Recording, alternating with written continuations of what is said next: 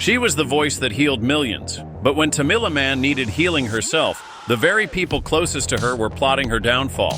While the world praised David Mann as the devoted husband and doctor, Jackie as the trusted healer, behind closed doors they were building an empire from Tamila's suffering.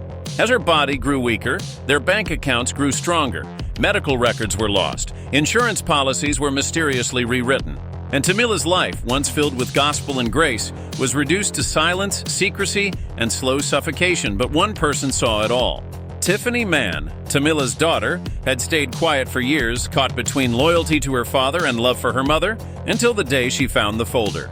Emails, bank transfers, prescriptions that never came from Tamila's regular doctors. Tiffany went live with trembling hands and a broken heart and exposed everything. They were slowly killing her, she whispered through tears, and I think they almost got away with it. The gospel world erupted. Fans were shattered. Tyler Perry himself reached out.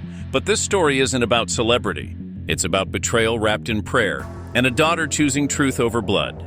Because when Tamila opened her eyes one final time and said, "Take care of the money," Tiffany knew this wasn't just sickness, it was a setup. And now the world would finally hear Tamila's real story.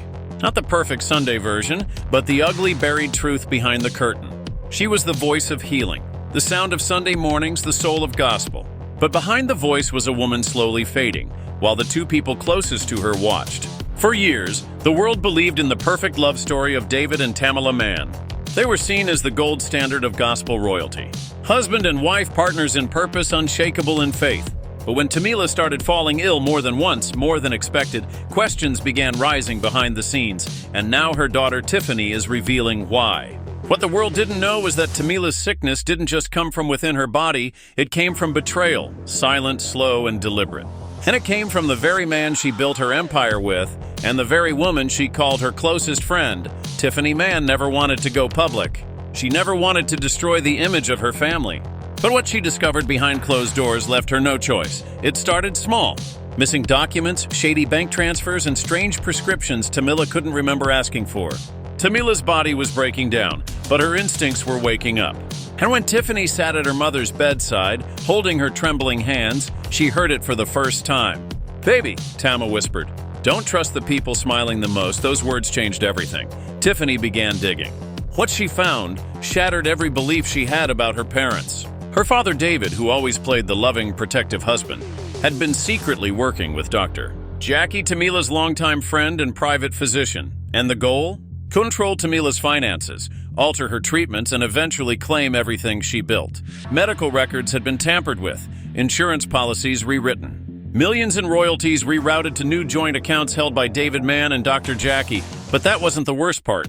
Tiffany found prescriptions, pills that Tamila never approved that worsened her fatigue and damaged her voice. Tama wasn't being healed. She was being silenced. Systematically, methodically silenced. And David, he played the grieving, stressed-out husband on camera.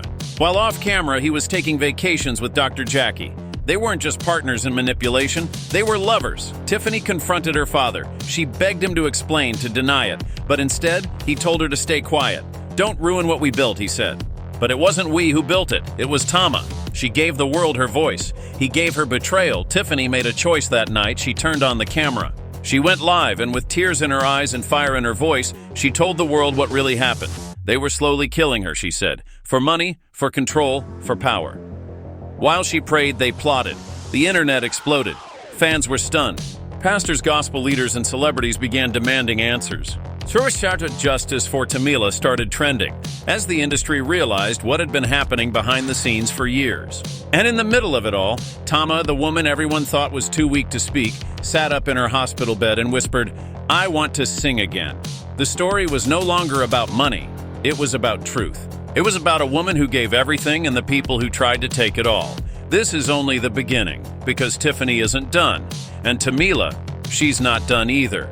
They say betrayal feels like a knife. But what if that knife isn't stabbed all at once? What if it's pressed in slowly, 1 inch at a time, by the hands you trusted the most? That's what Tamila Mann endured. And Tiffany, she was no longer crying, she was furious. One night, sitting beside her unconscious mother, Tiffany whispered through clenched teeth, "They're going to pay Mama, every single one of them."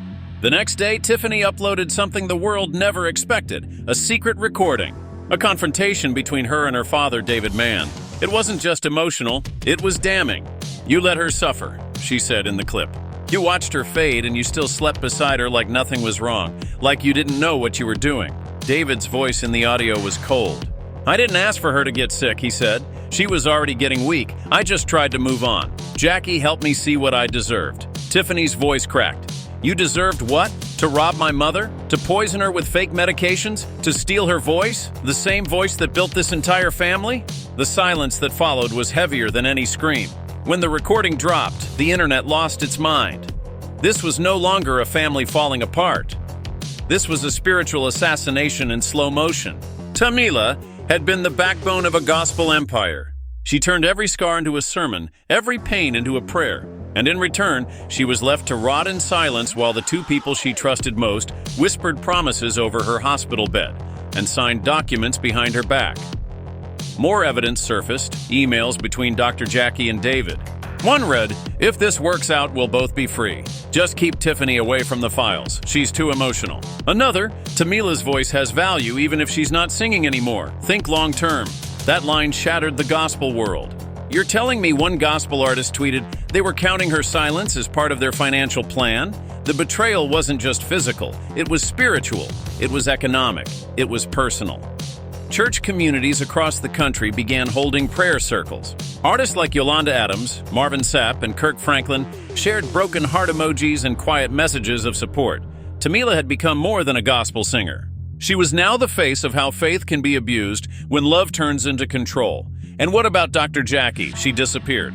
Her private clinic was shuttered, her phone disconnected. Her license now under investigation after multiple complaints surfaced about improper prescriptions and altered dosage orders. But Tiffany, she wasn't done. She called a press conference. Not in a hotel ballroom, but in the church her mother once built from the ground up.